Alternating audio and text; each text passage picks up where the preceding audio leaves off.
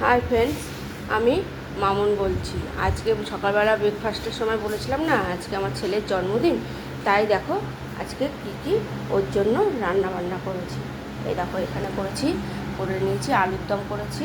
হ্যাঁ, আলুর দমটা নিরামিষভাবেই করেছি। আলুর দম করেছি, এখানে মটন করেছি, আর এটা হলো আর মাছ। কালকে আর মাছ এনেছিল, কয়েকটা পিস বলেছিলাম না, ফ্রিজে রেখে দিয়েছিলাম, সেটাকে আর মাছটাকে করেছি। আর এখানে মটনটা সবার জন্য একবারে বেড়ে রেখেছি, এই 3টে বাটিতে বেড়ে রেখেছি, আর এখানে এক্সট্রা আছে সেটাও বেড়ে রেখেছি।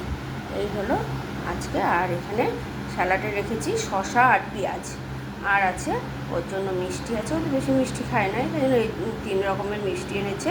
তার সাথে আছে টমেটো, আমসত্ত্ব, কাজু, কিশমিশ সব দিয়ে একটা চাটনি করেছি। আর এই ক্যাম্পাটা রেখেছি। আর ওইদিকে চলো তোমাদের দেখাচ্ছি আর কি করেছি, যেটা দিয়ে মেন খাবে সেটাই তো তোমাদের দেখাইনি। এই দেখো বাসন্তী পোলাও করে নিয়েছি, একদম ঝরঝরে, একদম দেখো বাসন্তী পোলাওটা এই সবে করলাম। বাসন্তী পোলাওটা দেখেছ, এই দেখো বাসন্তী পোলাও করে নিয়েছি এখানে।